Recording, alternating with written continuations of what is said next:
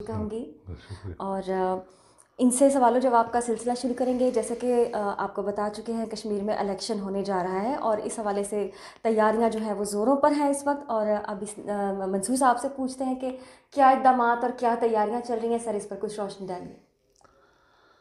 बिस्मिल्लाहिर्रहमानिर्रहीम। सबसे पहले तो आपका शुक्रिया, आपने मौका दिया बात करने का।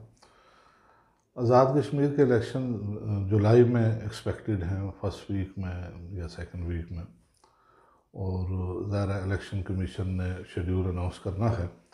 अभी मुख्तलिफ सियासी पार्टियों ने जिस तरह अपने अपने पार्लिमानी बोर्ड्स का अनाउंस किया है और वो अपने कैंडिडेट से दरख्वास्तें ले रहे हैं, इसी तरह हमने भी अपने पार्लिमानी बोर्ड का अनाउंस किया है। चौधरी महबूब एडवोकेट हैं, उनकी सरबराही में, और इस वक्त तमाम हलकों से हमारे पास एप्लीकेशंस आ रही हैं। तकरीबन 10 तारीख तक ऑलमोस्ट हम इसको फाइनल करेंगे। इंटरव्यू वगैरह 10 अप्रैल तक हम पहले मरहले के जो कैंडिडेट्स हैं जो फाइनल हो जाएंगे उनको हम अनाउंस करेंगे। अंदाज़न कितने उम्मीदवार इसमें हिस्सा ले रहे हैं? कोशिश हमारी है कि हम इंशाअल्लाह अज़ीज़ जितने हलके हैं सब में हम अपना उम्मीदवार देंगे। और सर, आपकी जो है जमात, उसका हमेशा से एक रहा तब्दीली निज़ाम का नारा।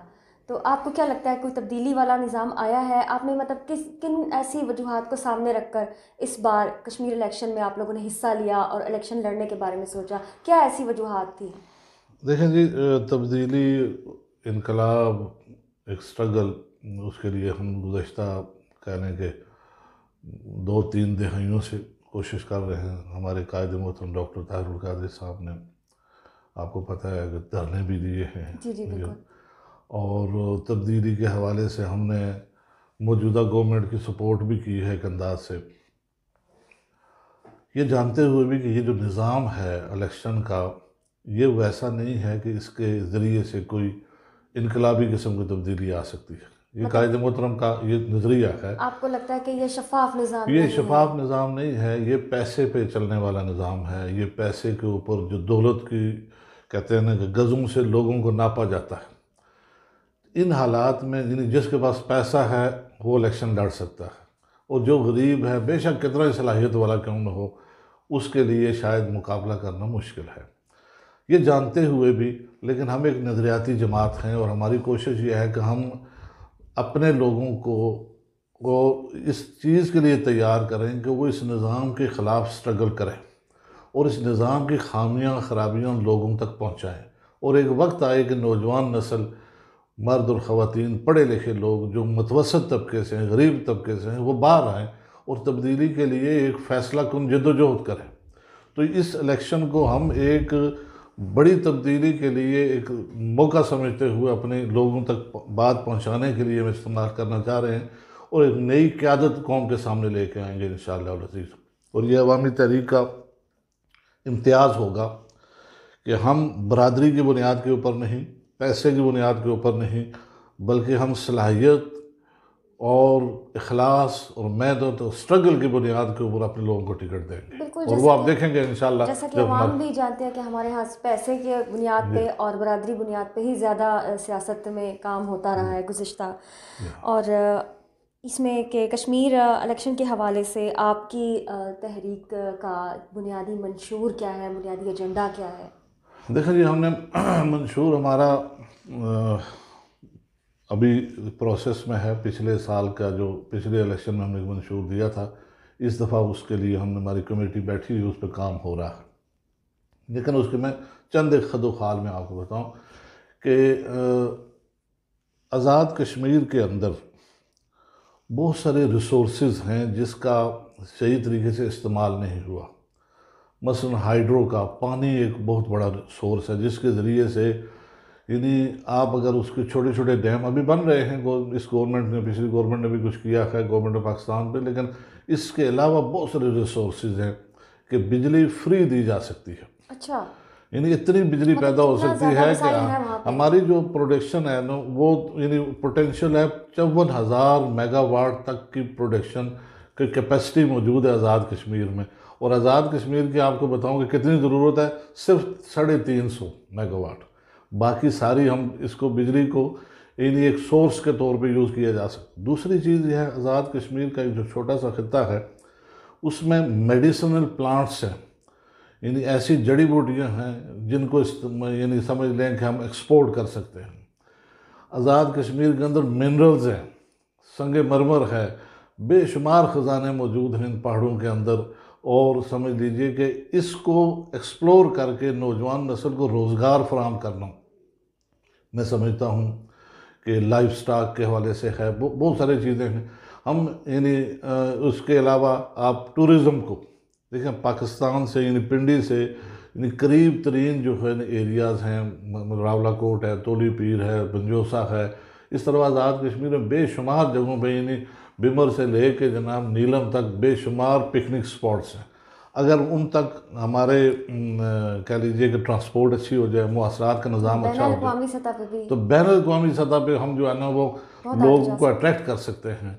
तो ये मैं समझता हूँ कि इन चीज़ों को, सेहत को, मिनरल्स को, लाइफ स्टॉक को, मेडिसिन प्लांट्स को, जंगलात को, इसको एक्सप्लोर करके हम अपने लोगों को रोज़गार फराहम कर सकते हैं। और फिर अच्छा, दूसरा हमारा जो मंशूर है वो ये है कि एजुकेशन सिस्टम हमारा ऐसा होना चाहिए, हम उसमें ऐसी इनकलाबी तब्दीलियाँ लाएँ कि हमारे जो लोग बाहर जाते हैं, ओवरसीज़ में जाते हैं, जॉब करने के लिए जाते हैं, वो अनस्किल्ड लोग जाते हैं, वो स्किल्ड लोग जाएँ, वो यानी हुनरमंद लोग जाएँ ताकि ज़र मुबादला कमा के लेके आएँ।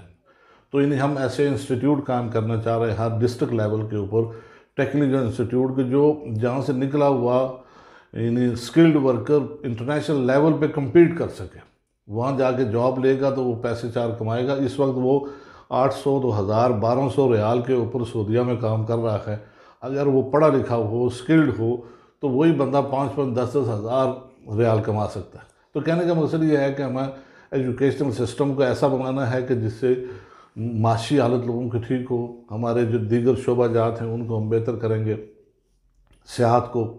तो इंशाअल्लाह अज़ीज़ यानी हमारे मंशूर की जो खद व खाल, मैंने मुख्तर से आपको बताई बात कि इस बुनियाद के ऊपर रोज़गार और तालीमी निज़ाम को बेहतर करके हम एक कौम को तैयार कर सकते हैं। और मकबूजा कश्मीर के लोगों तक ये मैसेज जा सकता है कि आज़ादी जो है उसके समरात होते हैं, और आज़ादी जिन्होंने कुर्बानी दे के आज़ादी हासिल की है उसके लिए उनके लिए अट्रैक्शन हो कि आज़ाद कश्मीर में वाकई तब्दीली आई है और एक कौम के तौर पे सामने आई।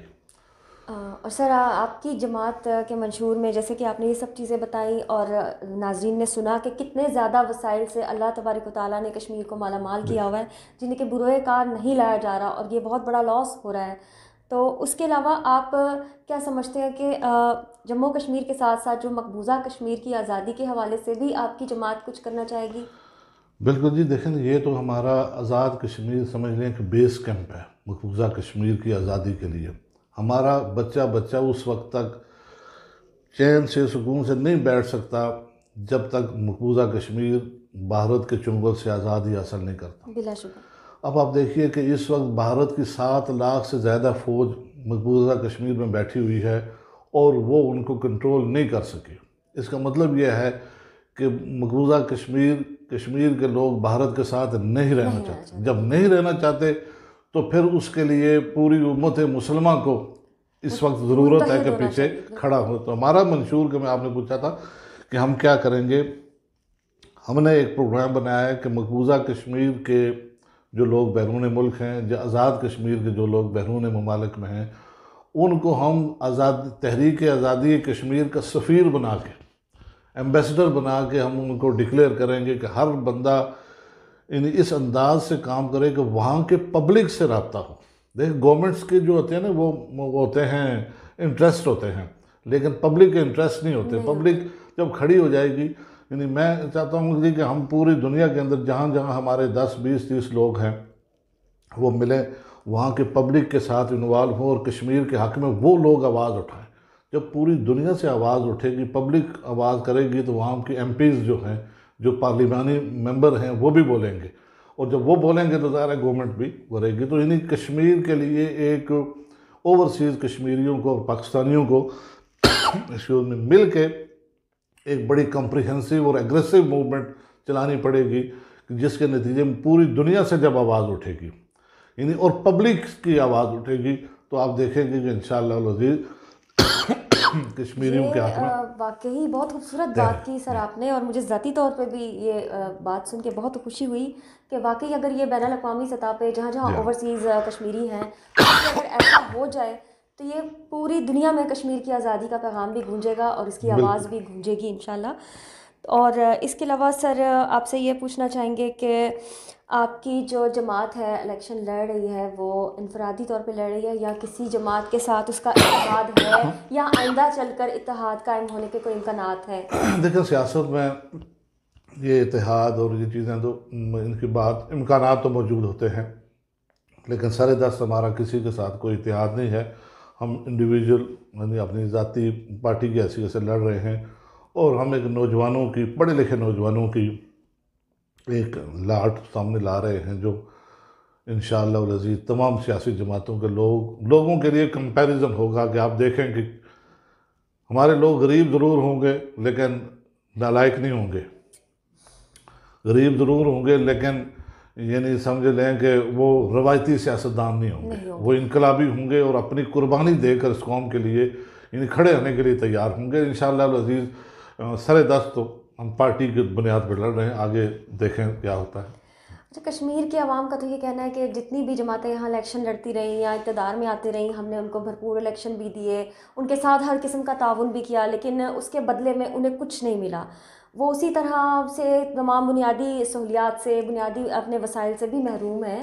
तो अब आप क्या समझते हैं कि जो वादे आपकी जमात कर रही है तो मतलब आवाम को एतमाद में किस तरह देखिए देंगे ये आप लोग? बात आपकी बिल्कुल सही है और मैं इत्तेफाक करता हूँ आपकी इस बात से कि बहुत सारे नौजवान जितनी उम्मीदें लगाते हैं हुकूमतों से, हाँ अब मैं यहाँ की बात भी थोड़ी सी कर लूँगा जी बिल्कुल बिल्कुल कीजिए आप बात। आउट ऑफ कंटेक्स्ट नहीं होगी कि तब्दीली के लिए कितनी बड़ी नौजवानों ने की कोशिश की, स्ट्रगल की, 3 साल हो गए हैं, लेकिन कौम में महंगाई के अंदर जकड़ी हुई है, मुश्किल हालात में है। वो बहुत सारे फैक्टर भी आ गए, साथ ही कोरोना भी आ गया, बहुत सारे इंटरनेशनल इश्यूज भी होंगे सब कुछ, लेकिन कहने का मकसद ये है कि गरीब आदमी जो 10-12 हज़ार महीने का कमाता है वो शाम को क्या लेके घर जाता है, ये सवाल है। और ये सवाल हर सियासतदान को सोचने की ज़रूरत है।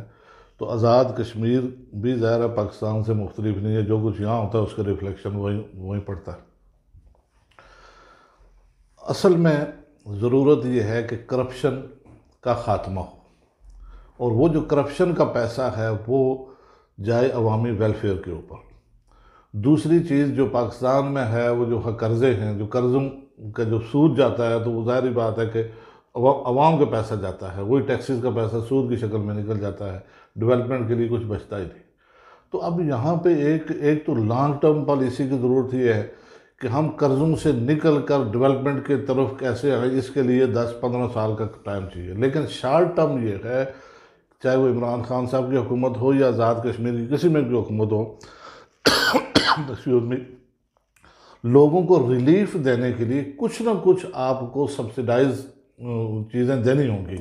यानी आप मिसाल के तौर पे लॉन्ग टर्म डैम बना रहे हैं कि डैम से बिजली पूरी होगी 8 साल बाद, तो ये जो 7 साल 6 महीने गुजारने हैं हमने, उसमें हमें रोटी भी चाहिए ना। बिल्कुल। तो वो रोटी, लोगों की रोटी रोजी को आसान उसको चलाने के लिए उसको सब्सिडाइज करें, उसको सस्ता करें और कई चीज़ों से कट लगाएं और उस कम से कम रिलीफ जो है ना लोगों को मिले। तो मैं समझता हूँ कि आज़ाद कश्मीर के अंदर भी इसी तरह का काम करने की ज़रूरत है। लोग मायूस हैं और लोगों का ये